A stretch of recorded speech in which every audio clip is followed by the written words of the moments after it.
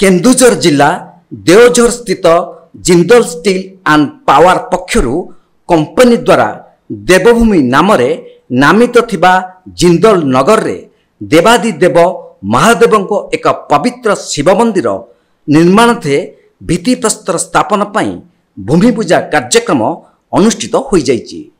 हिंदू धर्मर प्रचार प्रसार पाई कंपनी मुख्य नवीन जिंदल और श्रीमती सालू जिंदल एही कार्यक्रम को वीडियो कॉन्फ्रेंस जरिया उद्घाटन करने सहित उपस्थित शैव भक्त तथा जनसाधारण को उद्बोधन देइथिले।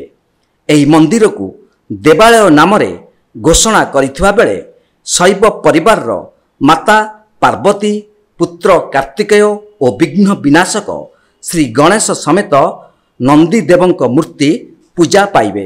देवालयर उच्चता 60 फुट और मुखशाला 44 फुट विशिष्ट रहिथिबा बेले आसंता शिवरात्रि रे निर्माण कार्य परिसमाप्ति घटी उद्बोधन कराजिबो बोली श्रीमती सालू जिंदल वीडियो कॉन्फ्रेंस माध्यम रे प्रकाश करछंती। एही मंदिर उद्बोधन अंते जिंदल नगर बासिंदा समेत देवझर तथा आखपाख अंचलर शैव प्रेमी भक्त और अनुरागी पूजा पाठ करी निजको आध्यात्मिक मार्ग रे परिचालित करि परिबे। एही भूमि पूजन कार्यक्रम रे Padmashri Tulsi Munda, JSP managing director Vimalendra Jha, executive director Damodar Mittal, slurry pipeline और रो मटेरियल मुख्य आशीष पांडे, कासिया माइन्स मुख्य प्रमोद कुमार पात्र, टेनेसा माइन्स मुख्य कमलाकांत नंदक सह सीएसआर ग्रुप हेड तथा कॉर्पोरेटर कम्युनिकेशन मुख्य प्रशांत कुमार होता एही कार्यक्रम को परिचालना करथिले।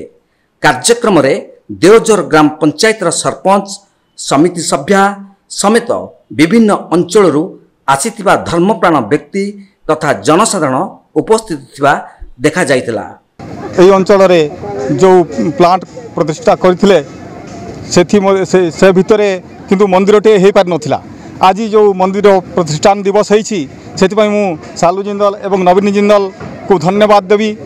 एटा केमिति अति शीघ्र हो एवं ए मंदिरटी हेले आमर गरीब दुखी धनी किबा समस्त आमर भगवान उपरे निर्भर करू। आमे भगवान ही संतान तेणुक ए मंदिरटी हेबा फल मु अनेक अनेक धन्यवाद देउछि।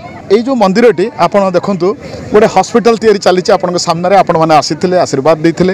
हॉस्पिटल इनागुरेशन हबार बहुत कम मास भितर आपण देखुछंती केते बाटा आगे गलानी काम।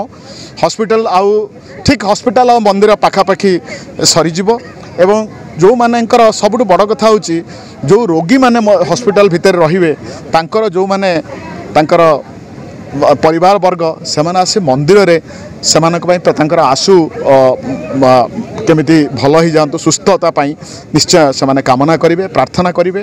तेणु गोटे से भाया मनोवृत्ति रखिकी मंदिर और डाक्तरखाना गोटे कैंपस भीतर रखा आमर सबु ग्रामवासी माने समस्ते ये आसीपर जो समय चाहिए से समय आसीपर। जोड़ारू भगवान गिरी रिपोर्ट तीर्थक्षेत्र लाइव।